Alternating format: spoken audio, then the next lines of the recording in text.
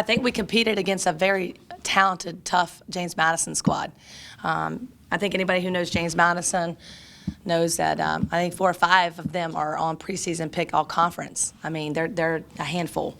And what things that had killed us was the 18 points off second chance points. That's really what it comes down to in the costly turnovers down the stretch. I always thought we were in the game.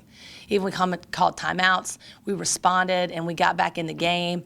It's just those little things. And you know, when you're trying to make a run, then all of a sudden Smalls banks in a 3 at the last second, and you're just praying that it, you know, is a shot clock violation, because we did a great job defensively in the fourth quarter. You know, we caused some shot clock violations, you know, things like that. But again, it was just some of the turnovers against the zone. I think their length and size caused some problems for us at times within the zone, because they're over 6 foot, all of them. And we had a hard time like making passes and things like that, or overthinking and turning it over. So we got to clean that up and, you know, stay confident, because, you know, when you're in a team, when you're playing a team like this and you know you're in the game, you know, they're beatable. You know, we can beat them. And so that I got to keep my team up and keep them confident. And, you know, it's going to come down to making shots too. You got to make shots, you know, when it counts. And we missed a lot of easy shots, you know, rolled in and out, and we had some good looks. Questions? You mentioned the easy shots. You guys had a span throughout the second quarter where you guys got, I think, about 6 offensive rebounds and maybe 2 points off of them. Was that something they were doing in their size that you mentioned? Or was it just kind of the ball not falling today for you? You know, I do think their size gives you, you know, just that not, you know, square up, easy eyes make every shot kind of thing. Makes you, you know, they're number 1 in the conference in block shots. You know what I mean? So they try to alter your shots and things like that. So just got to have better focus, I think. I mean, we had some good looks. We really had some. Jess Munoz had a couple shots. It was rolled in and out. You know, Timber Tate had a good free throw line jump shot. It went in and out. We forced some things at times. I mean, Lacey was uncharacteristic with some turnovers down the stretch. You know, she had some easy shots and passed them up and turnover. You know, just overthinking. And so I've got to get them to understand that and watch film and clean some stuff up, but understand that we were right in the game. We were competitive the whole game.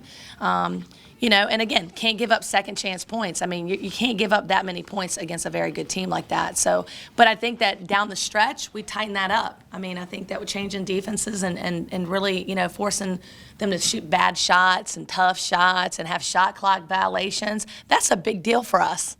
You know, we just got to get confident and knock some shots down. Like I told Mariah, Chris, like, you know, I was like, knock it down. You're open for a reason. Let them know why you practice that. You can make that in practice. This is game. Let's go. And she knocked down that shot. That's a good sign for us.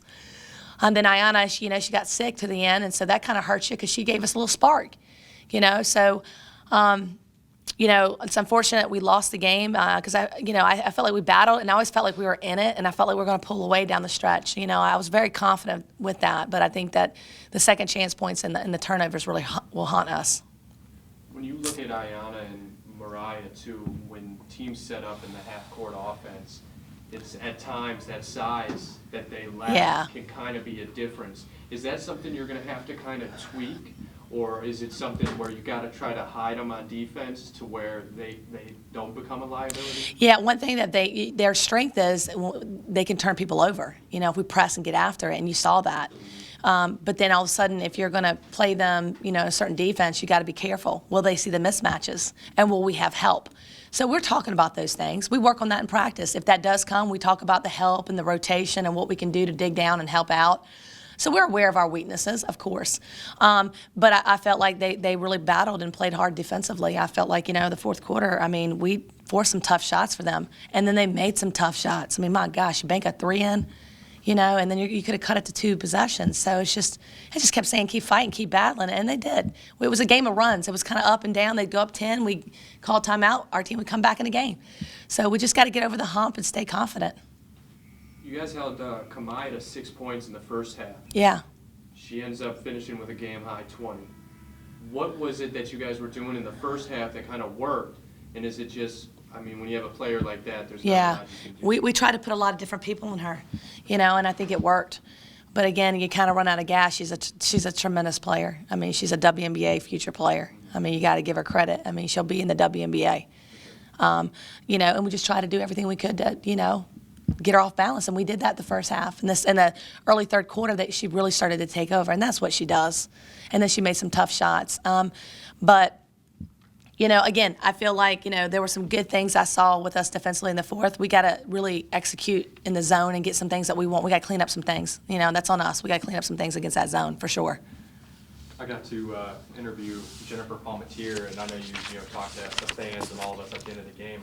How important, is this game for you guys to play for that type of foundation?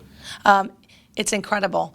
When Jenny Palmatier talked to our conference in April, she just came to talk to the coaches about, everybody, knowing about KYAL Foundation, how it was the #1 women's basketball fundraiser, and, just talk about KYAL being a giant and what she did for the game and how her legacy, we wanted to keep her legacy going because she's helped so many other people by, she battled breast cancer over and over again, and her legacy was to continue and help others and get this fundraiser going and help out communities and things like that. And it's been one of the biggest out there. It's #1 in women's basketball.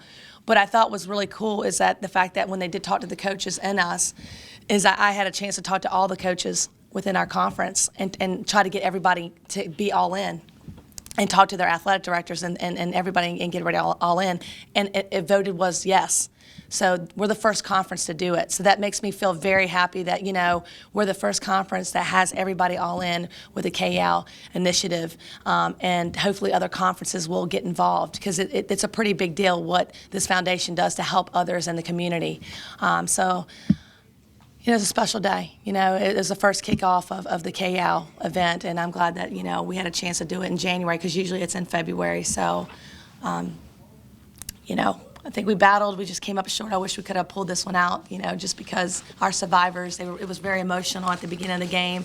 And, of course, our administration, everybody does a good job putting on this event. They really do an amazing job. So